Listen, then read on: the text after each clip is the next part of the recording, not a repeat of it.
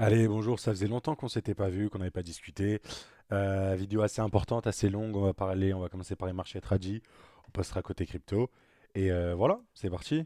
Comme d'habitude, hop, mon journal de bord, en mode public, on est parti. Donc, on commence par le IS, donc voilà, SP500, j'utilise les contrats à terme, le E-mini S&P 500, ça m'enlève les gros trous de cotation du week-end, vu que le contrat il reprend le dimanche, je crois, à 23 heures heure de Paris, et je sais plus, je sais plus à quelle heure new-yorkaise, attendez.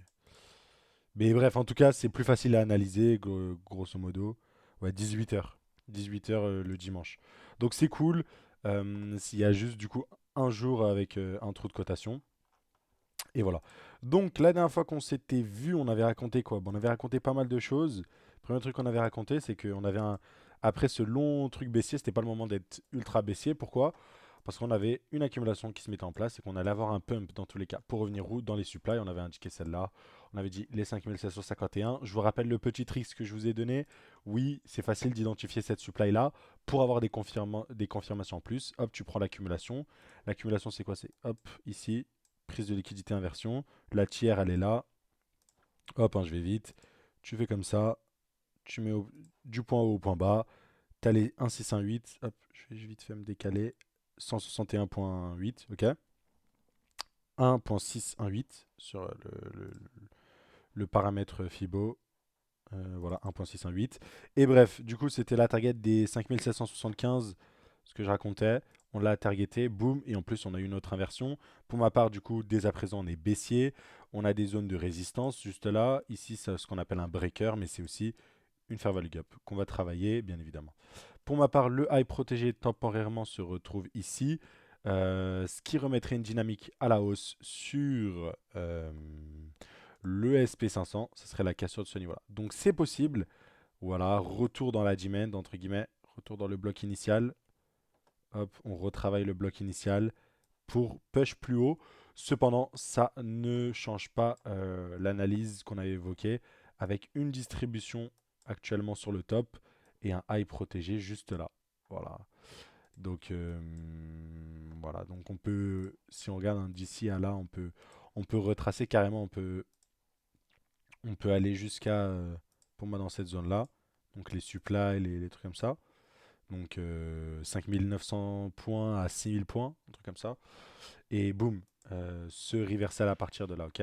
Mais pour l'instant, en gros, si on veut la jouer court terme, ça veut dire que ici, on peut tenter un bet à la baisse, se dire qu'on va plus bas.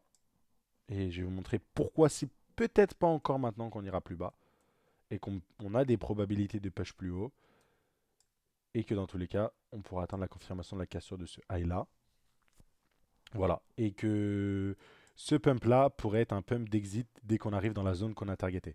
Enfin bref, dans tous les cas, pour ma part, avoir la distribution ici et le reversal, si ça ressemble à un truc comme ça, avec une mèche, en tout cas sur du court terme, vous verrez, c'est plus clean, un peu... Ici c'est beaucoup moins clean, mais voilà. Ici c'est assez clean si vous avez le joli setup qui est en place, un peu à titre comparatif comme ici. Ici, je ne vais pas descendre en petit time frame, on a la distrib, pareil ici, pareil ici, pareil ici, pareil ici. Ouais.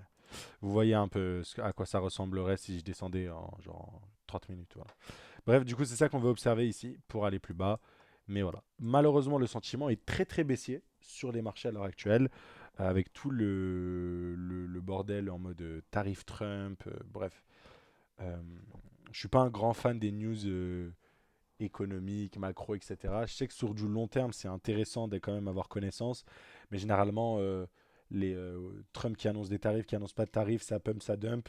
On est juste sur de la volatilité classique. C'est pas vraiment un impact de Trump entre guillemets. Donc si jamais le sentiment est très pessimiste, il y a des probabilités de prendre les gens à contre-pied, surtout ceux qui sont sortis ici, sur le mouvement de panique, les prendre à contre-pied, les re-rendre bullish ici pour s'inverser, ok. C'est un peu comme ça. Donc si on fait le parallèle sur le Nasdaq, c'est un peu pareil. Bien sûr, si on casse ici, pour ma part, on pourra limite dire qu'on a eu une accumulation. Et cette accumulation, si on regarde juste là, elle nous donnerait un retour dans ce bloc-là que je vous ai identifié. Donc ce bloc-là qui n'est autre que la dernière supply de la fameuse distribution qu'on a eue ici sur de la haute time frame avec un high protégé à ce niveau-là. Ok, pour l'instant on est baissier et que du coup le mouvement baissier a été délivré, même si on a un bounce jusqu'à là, on peut s'inverser. Et d'ailleurs, hein, vous verrez, si je fais tout le mouvement, hop, bah ça corrobore avec les 7, 8, 6 de Fibo. Donc c'est possible qu'on revienne jusqu'au 7, 8, 6 qui corrobore avec la dernière supply, les 1, 6, 1, 8 de la potentielle accumulation. Et ça serait validé avec la cassure ici. Et bien sûr, du coup, techniquement on est toujours baissier, on fait toujours face à une zone de résistance.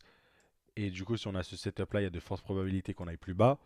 Mais cependant, si on arrive à maintenir une structure et qu'on casse ce niveau-là, je pense qu'on peut avoir un rallye haussier, histoire de reset un peu le sentiment sur le marché. Euh, je sais que les gens attendent le 2 avril, je crois, pour les tarifs ou les trucs comme ça.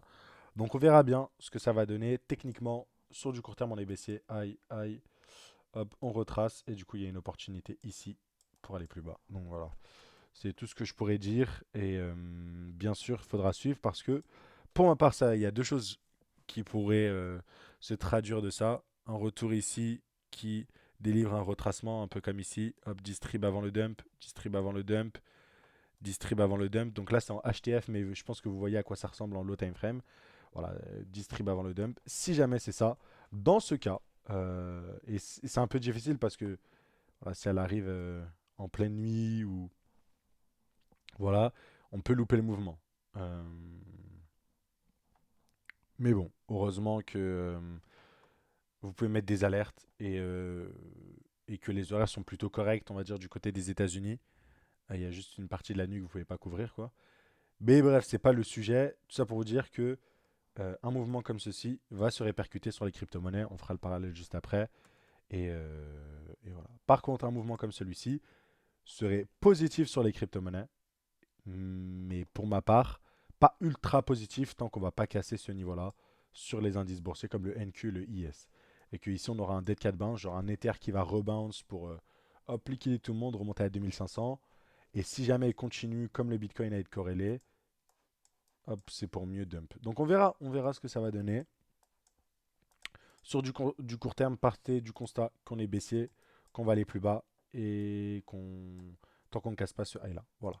C'est tout ce que j'ai à dire du côté NQ. Je voulais faire un petit point sur le euro USD. J'en ai parlé sur Twitter en public, même sur YouTube. Ici, on a une potentielle accumulation qui a été mise en place, que j'ai évoqué publiquement. Donc pour ma part, par exemple, l'extrême sentiment baissier sur l'euro. Voilà, vous savez, je suis plutôt technique. Au fur et à mesure des années, j'ai remarqué que c'est ce qui est le plus, je dirais pas pertinent, mais reliable. Genre, c'est le truc sur lequel tu peux le plus compter, entre guillemets. Voilà. Excusez-moi, je fais l'américain un peu. Mais vous avez compris, j'ai pas le synonyme en français. Bref, et du coup, ici, au niveau de la technique, si on regarde cette accumulation, on voit en plus qu'on a créé une belle résistance qui sera intéressante à venir chercher, qu'on a créé un potentiel bottom local et que pour ma part, tant qu'on le respecte, avec hop, ma petite, vous avez vu, tant qu'on respecte pour moi ce niveau-là, qu'on réagit dans cette FVG avec ce gros gap qui a été créé, pour ma part, il y a de fortes probabilités qu'on revoie un euro USD autour des 1,20, 1,19, 1,20. Enfin bref, un retour dans la supply juste là. Pour moi, c'est possible. Et au vu de ce que je vois maintenant. Ok. Donc sur du court terme, on a flip la structure. Je crois que même sur du weekly, on a flip. Dans tous les cas, ça n'empêche, le stop loss est ici. Et que voilà quoi. Si on essaie de rentrer, entre guillemets, on a quand même un bon ratio.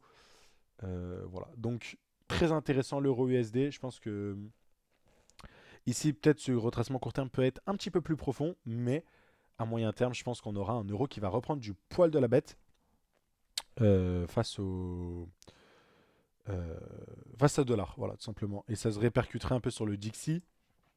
Alors là, c'est des analyses que je partageais en privé dans le groupe Discord, notamment l'analyse d'une crise, etc., comment je gérais et les signaux que j'ai reçus. J'ai partagé au membre de l'école et des signaux. Donc si jamais ça vous intéresse, vous avez les modalités dans la description. Bref, c'était un peu comme le NQ, le IS. Je leur racontais qu'il y avait une accumulation, que boum, Bref, dans tous les cas, on ne traite pas le Dixie, on s'en fout un peu. Mais en gros, c'est juste pour vous dire que par rapport à l'euro USD, il y a quand même une corrélation.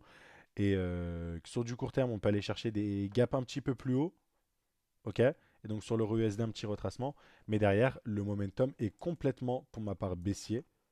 Surtout quand on voit un gros dump comme celui-ci. Donc voilà. Voilà, voilà. À suivre. On a connu des gros dumps comme celui-ci, par exemple là. Et voilà, c'était pas aussi violent. Mais dans tous les cas, une chose ici, on aura une réaction. Est-ce que ce sera pour aller plus bas, on verra. Mais, euh, mais voilà. En tout cas,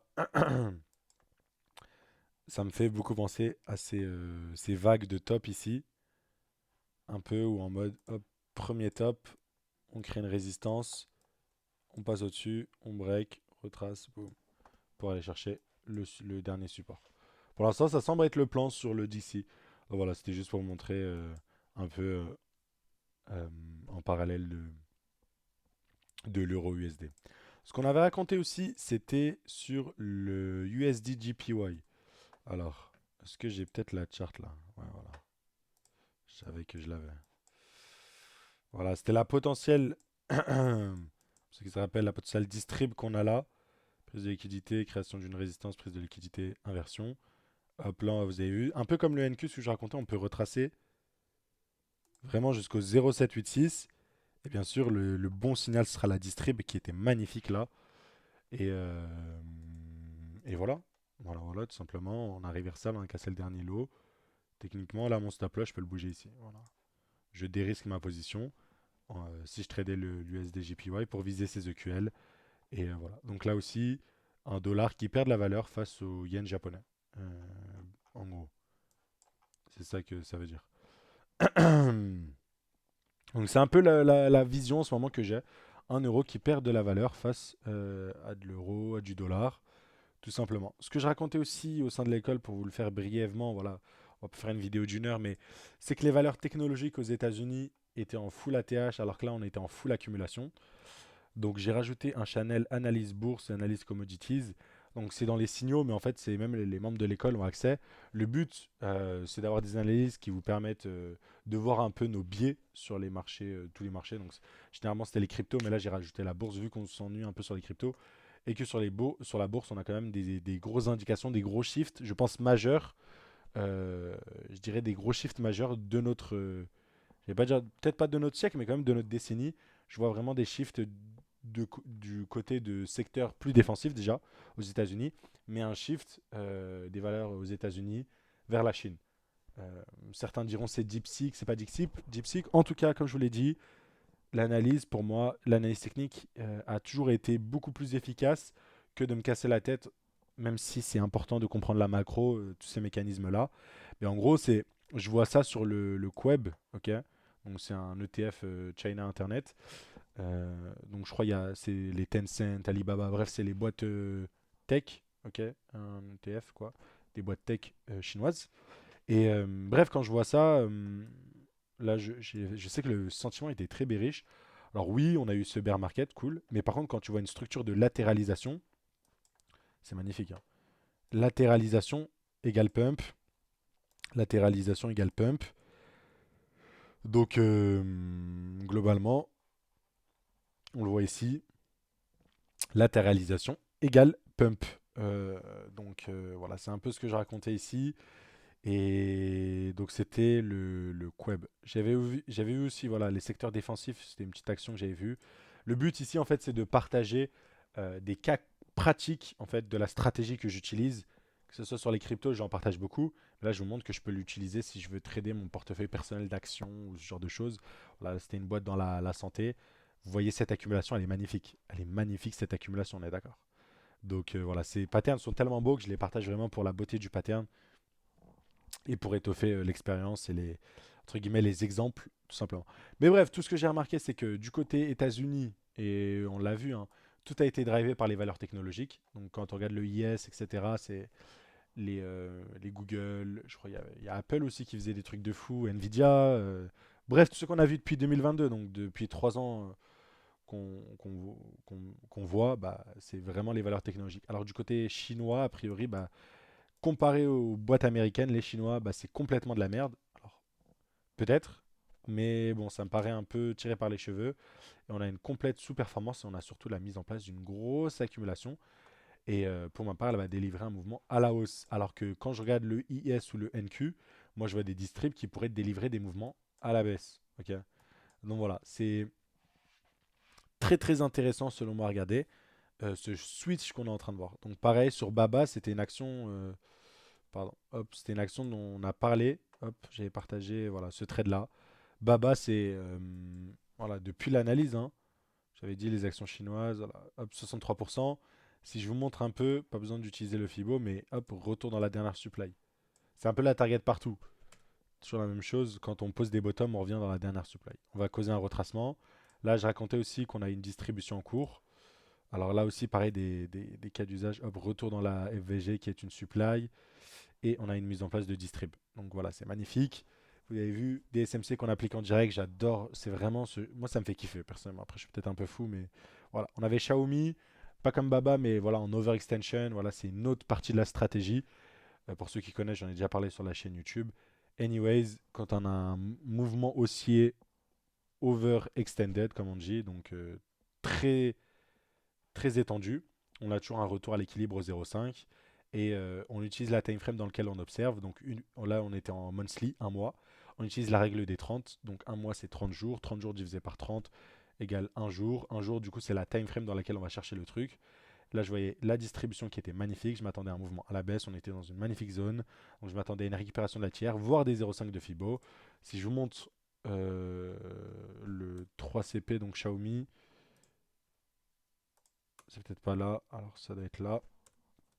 3CP, pareil. Donc pendant que un peu là où les États-Unis étaient en train de poser un bottom, bah, chez les Chinois on avait déjà explosé et on était en train de causer un retracement. Sauf que le retracement est totalement sain et euh, il était anticipable et il a été anticipé. Bref, pour revenir jusqu'au 0,5 de Fibo, voilà. Donc bien sûr avant les 0,5 de Fibo, toujours réaction dans la demand, hop, réaction dans la supply, hop, réaction dans la demand, réaction dans la supply, réaction dans la demand, etc., etc. Donc, je pense qu'on aura un appui et un support dans ce bloc-là par rapport au 0,5 de Fibo. Peut-être un petit peu plus bas, mais voilà. Tout ça pour vous dire que il y a une décorrélation entre les deux. J'ai l'impression qu'ils superforment en parallèle. Donc, un peu le côté où aux États-Unis, quand ça pue la merde, bah, se rattacher du côté chinois, c'est intéressant a priori. Et voilà, c'est un peu le switch qu'on voit. Donc, c'est un peu aussi ce que je racontais. Et voilà, c'est ça qui, pour moi, c'est ça qui donne un peu d'espoir du côté crypto, de voir que tout n'est pas forcément lié aux États-Unis. On voit les marchés chinois euh, qui performent malgré cela. Donc très intéressant. Voilà. Bon, j'ai fait le tour du côté marché traditionnel, tout le yapping que je voulais faire, tout ce que je voulais évoquer. Maintenant, ça veut dire quoi pour les cryptos? Honnêtement, sur BTC, on a quand même une grosse trendline pour ma part qui me paraît assez évidente à liquider. Ok, ça me paraît quand même assez évident de le liquider. Maintenant, quand est-ce qu'on va le liquider? Ça, c'est une autre question. Est-ce qu'on va devoir attendre de revenir ici et repartir? Dans ce cas-là, ce qu'on verrait, c'est sur le Nasdaq et le SP500 un push plus bas. Alors hop, si je regarde ici, ça nous ferait... Voilà, allez, on serait sur du moins 15. Et moi, je vous ai dit, sur le IS, hein, si on va plus bas, je pense qu'on va bien travailler ce support-là. Pour moi, je pense que c'est un gros support avant de le... Je pense pas qu'on va le break d'un coup, tu vois, ce support-là. Donc je pense qu'on va aller là. On le voit à partir de maintenant, imaginons, moins 5%. Si vous voulez, le pourcentage en fait de comment le SP500 et le BTC évoluent, c'est sur un ratio de 3. C'est-à-dire que le IS, donc le SP500 bouge, enfin, descend de 5, BTC descend de 15. Ou, ici, c'était le top descendu de 10. Si je vais sur BTC, descendu de 30%, je pense. Voilà, 30%. Donc voilà, si on descend de 5 jusqu'à le fameux support que je vous ai montré, ça serait cohérent avec un BTC qui revient dans la demand ici, tout simplement. Mais du coup, c'est positif si on laisse une trendline. Alors, attention, une trendline, ça ne veut pas dire forcément qu'elle sera récupérée, ou du moins plus tard. On peut mettre du temps à la récupérer, mais c'est un bon signe qu'on puisse avoir une accumulation temporaire pour repartir récupérer ce niveau-là. Ok. Attention, cette trendline là pourrait agir en tant que contrepartie pour aller plus bas, quoi. Donc, faudra se méfier. Mais de ce côté-là, c'est ce que je vois sur BTC. Donc, au niveau de mes théories un peu farfelues. Voilà. Donc, comment je monitor en vrai, bah, sur BTC, j'ai plus grand-chose. Pas grand-chose à faire. Et voilà, tout simplement. Donc, depuis la cassure de ce niveau-là, de l'accumulation dont je vous racontais, je suis baissier. Donc, à part ça, j'ai envie de vous dire, il n'y a pas grand-chose à dire. Pas du tout grand-chose à dire depuis la cassure de l'accumulation qu'on a fait ici. À part quand on reviendra dans les demands ici ou qu'on breakera des highs, donc il est à 99 000 le high protégé, ok. Donc ça fait, il y a un bon bout de chemin. Maintenant sur ETH, c'est beaucoup plus compliqué. La structure, franchement, elle est dégueulasse. Vraiment, elle est dégueulasse. C'est un enfer à analyser. Il n'y a rien de... C'est vraiment pas clean. Je trouve que c'est vraiment pas clean. Mais bref, on est de retour dans cet inverted fair value gap. Voilà, je perdais mes mots. Dans cette zone-là, je m'attendais à un rebond. Ce qu'on a eu, on est en train de retravailler. Pour moi, c'est positif. Si on établit, en tout cas, vu ce qu'on voit sur les crypto-monnaies, pour moi, avant de repartir, on va devoir ranger. Je pense qu'on va devoir ranger. Ranger combien de temps? Allez, on compare ici, imaginons, voilà, une soixantaine de jours. Voilà, ça fait 21 jours qu'on est dans la même zone. Donc, pourquoi pas une soixantaine de jours? Ça, ce serait le premier truc que je verrais. Et sinon, franchement, honnêtement, même si je vois un Nasdaq qui peut aller plus bas, je ne sais pas ce que Ether va faire. Est-ce que Ether va juste faire un plus bas comme BTC? Parce que si BTC fait moins 15, Ether fait moins 30. Et voilà, un moins 30 sur Ethereum, ça me paraît quand même un peu tiré sur les cheveux. Par les cheveux. C'est pas impossible, hein, techniquement. Il n'y a aucun signe de force qui nous a été montré par rapport à Ethereum. Donc, pour l'instant, la suite logique, c'est un moins 30. On est tellement sur des gros supports, notamment cette accumulation, quoi, que je sais pas comment l'interpréter. Est-ce qu'on va break ce niveau-là? Ah là, ça serait pas ouf ouf. Et là, pour le coup, je dirais faudra vraiment attendre une remise en place d'une accumulation, hein, avant de repartir. Et avant d'espérer un bull market ou quoi. Donc là, pour le coup, là encore, il y avait de l'espoir, mais là, pour le coup, là, si jamais on n'a pas une structure qui se met en place ici et qu'on a un moins de 30%, je pense pas vendre mes Ethereum, honnêtement, mais je considérais quand même un exit pump comme une opportunité d'alléger potentiellement le bac. Bref, on verra. Et d'ici, en temps et en heure, je suis quand même bullish sur du long terme sur Ethereum, d'un point de vue fondamental. Là, on va rester sur le côté technique. Donc, franchement, pour ma part, il y a de fortes probabilités qu'on puisse défendre cette zone-là, ou du moins, on n'a plus trop le choix. Sinon, on est cook. Donc, s'il y a bien une zone où il faut être longue, c'est là. Et juste, hop, se dire, ah, on sort en cas de cassure ici. Et on attend un proper setup. Ou bien même ne pas rentrer maintenant, bien sûr, et attendre un setup propre. Voilà. Donc ça, c'est un peu ce que je vois sur Ethereum, mais pour ma part, je vois au moins un rebond, et un peu comme je voyais sur le Nasdaq, au moins un rebond, avec toute ce feu, toute cette peur qu'on a sur les marchés, reset un peu le sentiment, repump un petit peu, remonter l'Ether, je sais pas, à 2800, histoire de chauffer les gens, un supply, et si jamais on doit aller plus bas, notamment sur le Nasdaq, on doit rentrer en consolidation, ça se traduit sur l'Ether, pourquoi pas. Après, le truc, c'est qu'un peu comme le marché chinois, et ce que je vous disais, ça donne l'espoir pour les cryptos. Pour ma part, un truc comme Ether, alors il faut qu'il se réaligne avec sa vision. Pour ma part, la vision que Ether devrait accomplir, c'est être une finance alternative et plus efficiente. Donc, pour le coup, là, c'est une finance qui est totalement corrélée aux États-Unis, comme le Bitcoin. Ils ont vraiment vampiré le truc. Bon, depuis un peu toujours, mais encore plus maintenant avec Trump. On l'a vu. En fait, un Bitcoin, c'est un SP500 levier x3, quoi. Et t'as des fous comme le mec de chez MicroStrategy qui achète un SP500 levier x3 et qui rajoute du leverage dessus, quoi. Bref, ça c'est autre chose. Mais c'est pour vous dire que pour l'instant, la mission n'est pas accomplie. Et que du coup, si c'est corrélé au marché américain, si on rentre en consolidation aux États-Unis, donc chômage et patati et patata, valeur technologique qui consolide, qui vont revenir dans des zones, voilà quoi, euh, des zones de retracement, les blocs, pas la fin du monde, mais les blocs à l'origine des pumps, ok, bah ce sera pas cool pour l'Ethereum, ok, qui est notamment aussi beaucoup corrélé à l'économie américaine. Voilà, les stablecoins, les choses comme ça, indexés au dollar. Bon, le dollar, c'est un peu la monnaie du monde, mais voilà. Mais tu vois, un Ether qui pourrait héberger de l'euro, ou si les Européens, bon, ça les intéresse pas trop, mais si les Européens cherchaient à tokeniser sur Ethereum, si maintenant il y avait les Russes, les Chinois, etc., et ça deviendrait vraiment cette finance alternative.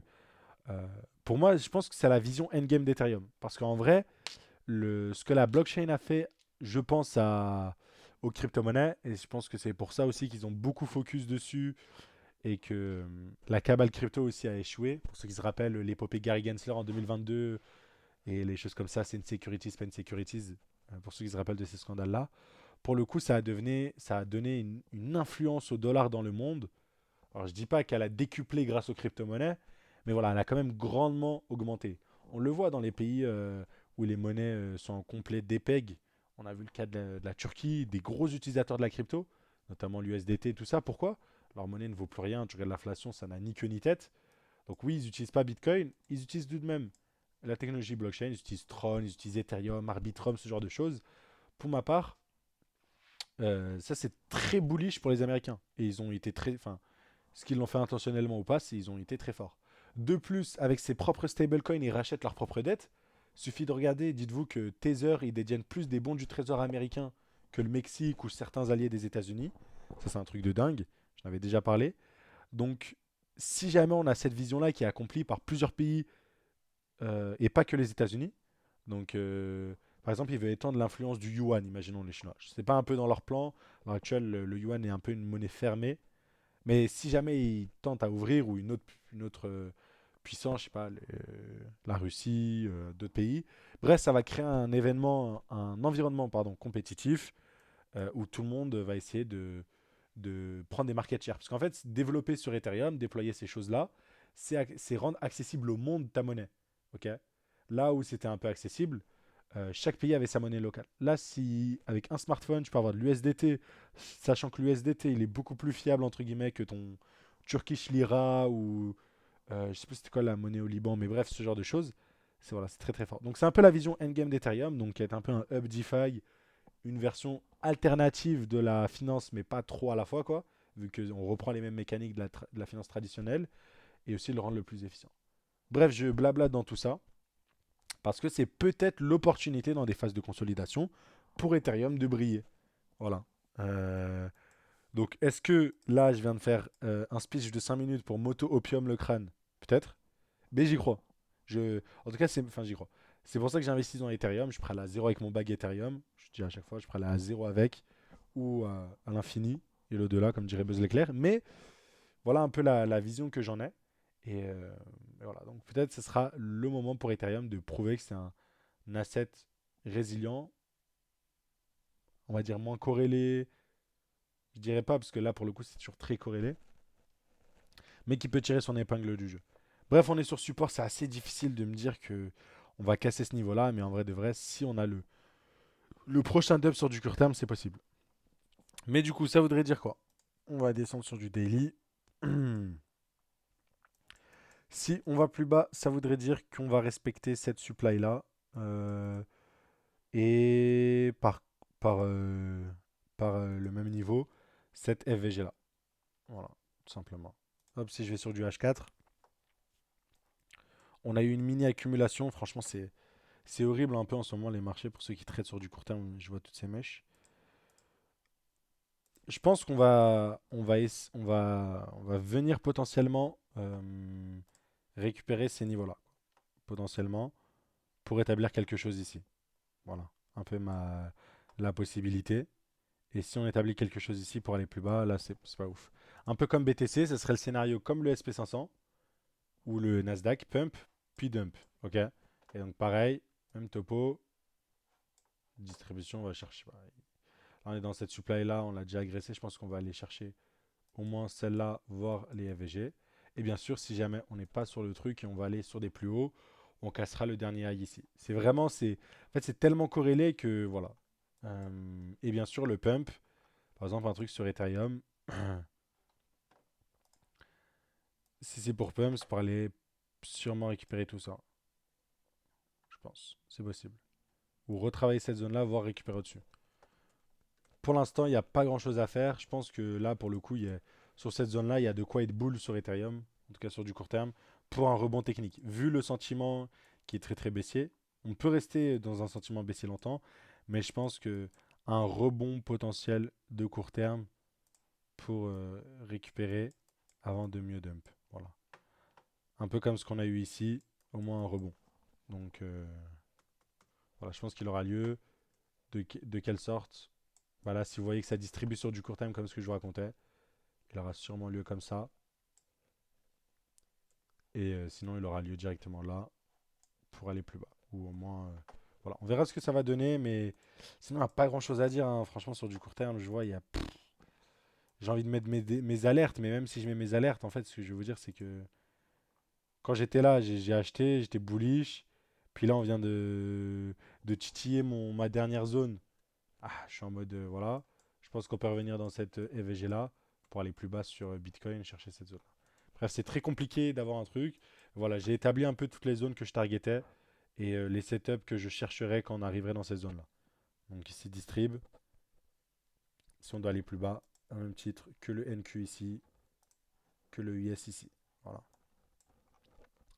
Et pas de distrib, ou du moins distrib qui ne clôture. On peut distribuer, retracer, mais on casse pas de haut significatif sur la plus HTF. Et genre, on fait un truc comme ça, genre. Et en fait, la distrib, elle a lieu là. En fait, elle délivre un retracement qui va dans le bloc ici, hop, pour repartir. Anyways, si c'est ça, voilà. Mais en tout cas, pour l'instant, je réitère, pessimiste sur l'économie américaine avec ce top ici. Pour ma part, on peut jongler ici pendant longtemps. On peut même piquer jusqu'ici. Pour ma part, tant qu'on ne va pas casser ce high là, c'est pas ultra positif pour l'économie américaine. Et par conséquent, pour les crypto-monnaies, fort probablement. Donc voilà, c'est pas un environnement propice à la spéculation. Encore une fois, on peut avoir des surprises, même si ça n'a toujours pas été le cas. Surtout si les Chinois reprennent un peu le côté crypto. C'est possible. Je ne pense pas, mais c'est possible.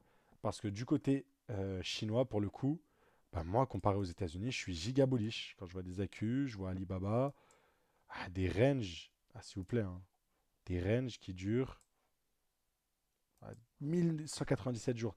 Ça me rappelle l'analyse sur le silver. Euh, il est où le silver? Ah, voilà. L'analyse qu'on avait fait là, cette accumulation-là. Truc de dingue. Truc de dingue, accumulation de 200, 400 jours. Enfin bref, c'est des actifs qui surperforment. Donc voilà. Un peu le récapitulatif sur du court terme. Ce que vous voyez sur Ethereum, encore une fois, donc un peu tout dégueulasse, vous pouvez le recalquer sur tous les alts. C'est soit un énième dump, mais bon, on ne pourra pas aller. Peut-être que je me trompe, mais on n'ira pas chercher bien, bien plus bas. Ou sinon, on va travailler cette zone-là pour aller au moins récupérer ici. Et si jamais on doit dump, je pense que c'est ici où on aura un transfert. En tout cas, on aura besoin d'une redistribution. Voilà, on aura besoin d'une redistribution comme ici, comme ici, comme ici, et comme ce qu'on a eu lors du dernier bear market, comme ici. Voilà, donc voilà. En tout cas, très difficile d'être bearish pour moi. On est sur support en fait. Genre à 1800, je me dis j'ai tellement envie d'acheter d'Ethereum, mais voilà, faut que je me canalise parce que je vois des indicateurs pas bons aux États-Unis. Bref, voilà, waouh, waouh, waouh. Voilà, j'ai parlé pendant longtemps, donc voilà, voilà. Ah, la vidéo, elle dure 34 minutes. Mais voilà, on a couvert IS, NQ, l'euro USD, des actions chinoises qu'on a partagées ici, des analyses très cool, suppléments. Pour l'instant pessimiste, vu qu'on est toujours corrélé au marché américain et la distrib qu'on a sur le top. Donc voilà, il se trouve que, en tout cas, j'espère, parce que je suis exposé aux crypto-monnaies, on va dire, me tromper sur le fait qu'on va aller plus bas. Mais ouais, vu ce qu'on voit ici, tant qu'on casse pas ici pour la prochaine direction, encore une fois. C'est cette bougie-là pour le NQ et pour le IS, c'est pareil, cette bougie-là. 5300 quelque chose. Voilà. Et puis voilà quoi. Voilà, voilà. Donc ça va. En fait, c'est fou, c'est tellement la même chose. C'est tellement la même chose. Mais genre, même sur du court terme, c'est tellement la même chose. C'est soit on va faire ça, soit on va faire ça, en tout cas mes scénarios, et c'est un peu ce que je vois sur Ethereum, quoi. Donc ouais, voilà, voilà. Les clôtures weekly, on terminera par ça. Elles ont été très baissières. Ok. Prise de liquidité du dernier high, hop, rejeté par la FVG ici. Donc c'est pas ouf ouf de voir ça. Enfin, rejeté. Enfin, elle a été. Si voilà, on a été rejeté. Pour ma part, sur du weekly, je commencerai à avoir un sentiment bullish. Honnêtement, je pense que si jamais on casse ce niveau-là, cette FVG-là, hein, vraiment, hein, avec un corps de bougie, voilà. Parce qu'en fait, généralement, les FVG, elles sont très très utiles, elles en disent beaucoup plus que ce qu'on pense. Mais voilà, quand on a par exemple ce dump baissier, vous avez vu cette FVG, on va peut-être retracer très très haut, mais on va jamais casser ce gap-là qu'on a créé. Donc, et c'est toujours comme ça quand on est dans un momentum de bear market très très baissier. Hop, elles sont toujours, vous verrez, hein. Non, c'est pas celle-là. Elles sont toujours très très très très très très respectées. Ok, voilà. Donc, et du moment où en fait, voilà, cette FVG elle réagit à la baisse, du moment où elle a break, généralement c'est un beau signal. Donc, pour ma part, le signal bullish, voilà, ce serait les cassures de ces FVG là. Pareil sur le NQ. Attention sur le NQ, pardon. On a quand même une dernière ici. Donc, techniquement, il faut casser le dernier high sur le NQ. En vrai de vrai. Et je voulais vous montrer aussi les. J'avais un ETF de trucs, voilà, le secteur de la technologie. Vu que c'est ça qui drive le IS et surtout le NQ, bah vous le voyez ici, hein, on est vraiment sur un joli pattern de distrib. Voilà. Vraiment, il est tellement magnifique que là, quand je regarde, hein, quand je regarde juste là, techniquement, pardon, hop. En plus, on a un petit peu des EQH. Je pense qu'on peut avoir un retour dans ce bloc-là, quoi. Euh, Tout simplement. On a quand même atteint plusieurs targets sur du court terme, on va dire. On a récupéré la tiers. Mais sinon, on a voilà, ces gaps-là à venir récupérer. Un peu, un peu comme ce qu'on a eu lors du dernier top. Distrib. Hop. Et on fait la distrib, on récupère ce niveau-là, cool. Ce niveau-là, ce niveau-là. On va même jusqu'au 3, 6, 1, 8. Tout simplement. Pour les 4, 6, 1, 8. Donc c'est un peu ce que je vois ici, tout simplement. Donc voilà. Bearish, valeur technologique américaine. Bullish sur celles qui sont chinoises. Bullish sur l'euro.